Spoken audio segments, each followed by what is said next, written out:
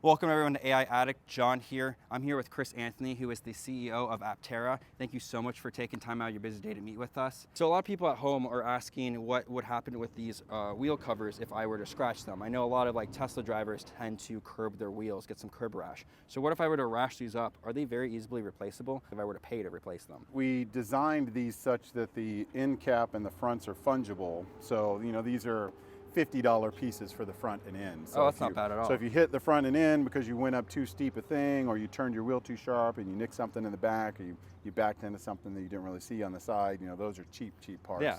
And then we shifted the outer panel to something that's replaceable as well. So a little more expensive for the outer panel, but less, $150 for an outer panel. That's for still this. cheaper than a fender.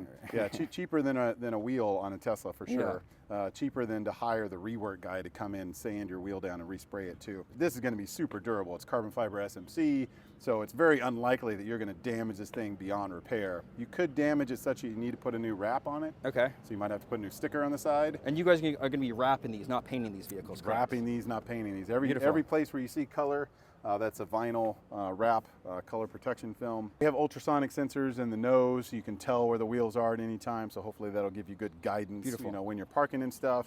But stuff happens, and you're in a congested city or something, and you end up next to a really high curb in San Francisco or something, and you really scratch the sides. Probably, in an extreme case, you're going to replace the sticker on the side. Yeah. If it's really bad, like an accident, like you run into somebody, then you'd be replacing this whole thing. Actual side panel. But 90% of the wear is going to come on the tip and the front. Okay. And those parts are really cheap, and they just snap on. You reach under, you click them off, and you put a new one on. You can essentially just do it at home. You don't even have to bring it to a service center. Yeah, to even this one's these. only a couple bolts, so we hope that users can do that too. On the website configurator, if people were to pre-order this vehicle today, you do have an option to have a higher wheel arch. Is that correct? Yeah, we have an off-road kit, but to be honest, we haven't spent a lot of engineering time on it yet. We anticipate that it's a different wheel cover, so you can have more ground clearance. Yeah. It may be that it's just different end caps though, so we haven't been able to do a lot of testing. Technically, the ingress and egress is much more extreme when you take off these wheel covers. Yes. The little end caps. So it could just be that we need to take those end cap covers off, and we need to drop the rear wheel down another inch or 2 inches, and that gives you plenty of off-road performance. So. And are you guys expecting that to be on your production intent, or if you're able to comment, or is that going to be more like on a later model? Yeah, we're hoping that we'll have it available, basically by the time we have the launch edition out to the public. Since we're also talking about options that are available to the public when they come out, people at home want to know, are you guys going to be still issuing a tent conversion for the car as well? Yeah, we hope to have that at launch as well. It's a great feature. The Aptera is the first vehicle that you can take adventuring and create your own fuel while you're out adventuring. So what a cool thought to drive 200 miles to your favorite camping spot, camp there a week, and come back with more energy in your Aptera than you left with. When the gas stations are down and the superchargers aren't working, you can still drive your Aptera. Cool thing is you can charge your e-bike with the Aptera. So can you? You can escape the zombie apocalypse, and you can still hop on your e-bike if you have to go hunt rabbits or something. It's basically a portable solar generator, basically from your house, but now in your car. Yeah, if you don't drive it very much, we have a lot of preppers that have cabins in the woods and stuff, and they want to have the Aptera there for transportation and to charge their cabins. Exactly. So maybe they were just parking their car for a month at a time, only going to town once a month, and this car just provides them some energy. That's incredible. I don't know about charging your Cybertruck with this. No. It'll be a very slow charge. So people are also wondering at home, have you guys tested this in any winter climates or snow climates for that reason? Because I know you guys have the rear wheel that's in the center and middle. People are wondering if that has complications in snowpack areas. We went through a redesign on the main body structure and the suspension in Italy. A lot more inclement conditions in Italy than Southern California. Yeah. They design a lot of very winter capable vehicles there. So we have a lot of engineering talent that has helped us, with kind of the redesign that has that in mind. Overcome some of those challenges, but we haven't put a lot of time into physical testing. Had the vehicle over in Switzerland for a while. We got to drive it around on a frozen lake and do a little bit of snow fun, but it wasn't any kind of. It wasn't R&D. It was fun. It was more fun. We know that it'll perform, quite well, but we probably won't see that testing until this next winter. How long does it take for one of these Aptera vehicles to do a full charge? Say you pull in at 0, you want to top it all the way up? Well, the true intent of the Aptera is that it gets solar charged every day. Yes. So, if you drive less than 40 miles a day, you just never have to plug in the Aptera. Yeah. It's got 700 watts of solar panels on top, 192 individual solar cells, bringing the beautiful photons from the sun in and converting them to electrons and charging your high voltage battery pack. And for the average commuter in America, you would just never have to plug it in. So that's the idea. But if you did have to plug it in, it's got a 50 kilowatt DC fast charge on it. Beautiful. So our standard launch pack is 45 kilowatt hours. So, you know, in less than an hour, you could be charged back up to 8. And let's say I don't want to plug it in, and I'm going based off the solar panels. What type of miles am I going to see on a sunny day? And let's say I'm in somewhere where it's cloudy, like New York. What would I see? In Southern California, you get about 40 miles a day in the summer. Okay. Could be a little more, could be a little less. Beautiful. In more dreary places, you know, places where you get less sun in general, Seattle, Boston, New York, you know, on average, it's going to be closer to 30 miles a day. Okay. If you totaled it up for the year, in Southern California, you get about 11,000 miles a year free driving. Oh, wow. That's and incredible. In Seattle, you get like 8,500, 8,000 miles. And that's pretty good, because doesn't the average person drive maybe 35 miles for the commute, or about 12,000 miles a year? Yep. So that's right in that sweet spot of practically almost driving for free. You know, there's a lot of Americans spending $4,000 or $5,000 a year on gasoline. Yeah. So to have a vehicle like this that can really eliminate your fuel costs in general. Put the savings right back in your pocket, pretty much. It's all day sun. All day sun. So all that's calculated with from the morning to the night. The full 24-hour time span, basically. Yeah, the full 24-hour from the sun up to the sundown. And the National Renewable Energy Labs has great data on insolation, you know, where the sun's hitting the ground.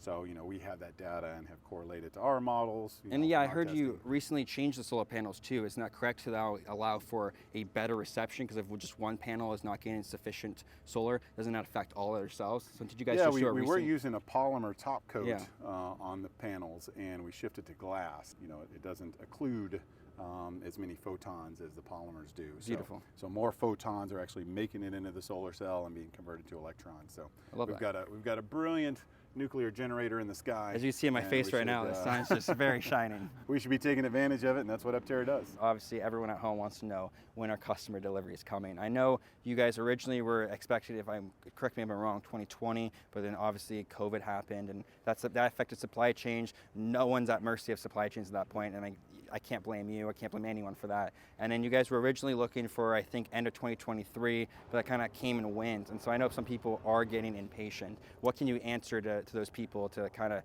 ease their worries? Yeah, I think we've been tremendously blessed, and everybody, you know, watching this video that has a reservation, thank you so much, and thank you for your patience. It has been a long road for us, for sure. But you know, our history, you know, dates back quite a while with this vehicle, and you know, we've had fans for a long, long time now. Yeah.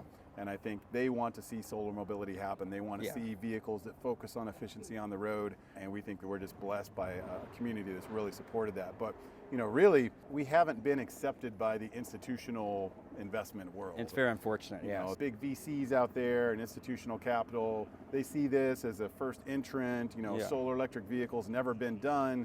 You know, why would we jump in that? You know, I don't know if you've seen EV stocks lately, but everybody but Tesla has just been eviscerated. And VC just in general too, it's slowed down since COVID. It used to be a big boom for 10 years up until 2019, and we've seen a big pullback in almost every industry, and so I can't blame you for that either. So right now, I mean, we're a company for the people, by the people. Yes. We've had the most successful crowdfunding in history.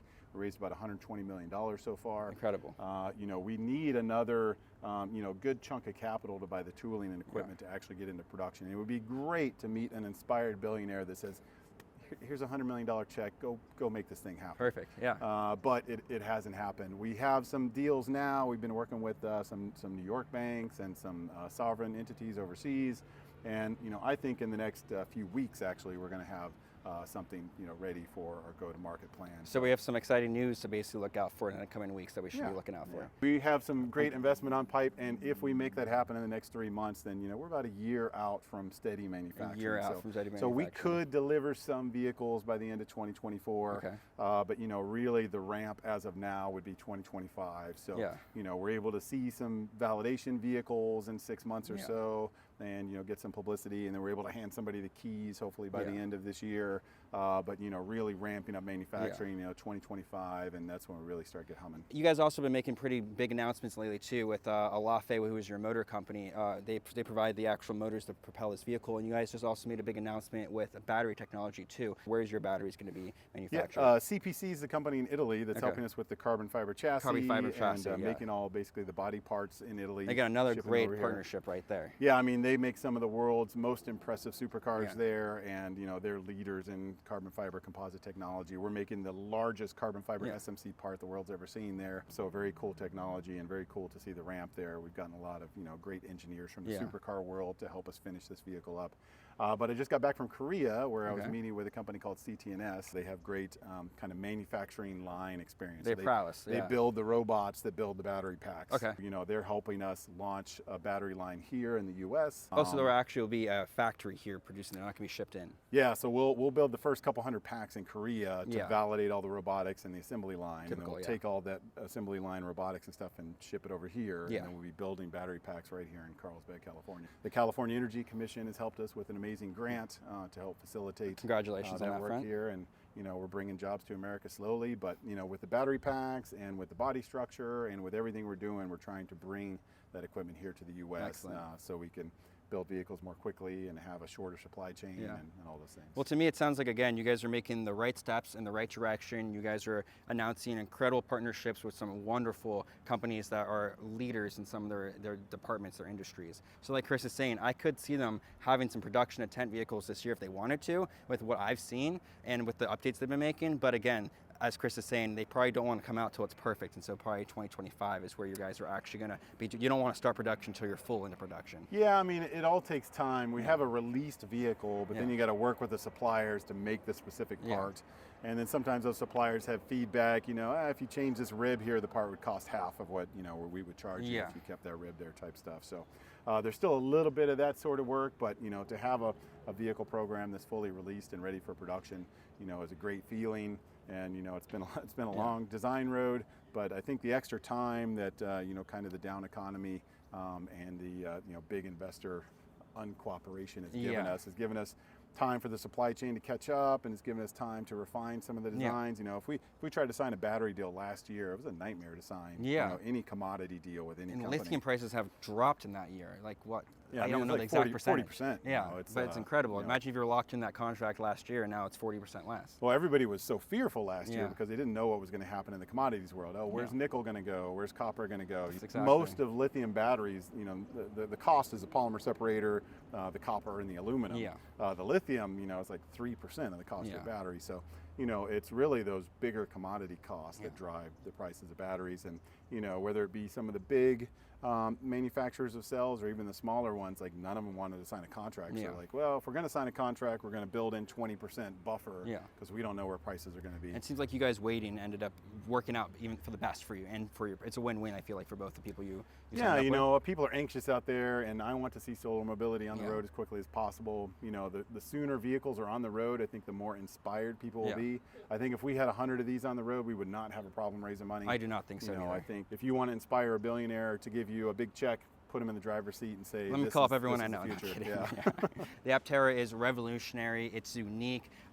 It's really something that the world needs right now. And I do think that you guys are onto something. And so I wish you guys a lot of incredible luck with that. And thank you so much again for being patient enough and taking time out of your busy day to meet with us and answer these important investor questions that we greatly appreciate it, John. There's probably less than 100 accelerator spots left by the time this video comes out. Invest.aptera.us if you want to join the push towards solar mobility for all. You guys should go home, go to aptera.us, go check out the vehicle configurator, and if it's a vehicle for you, maybe pull that trigger. It's only $100 deposit.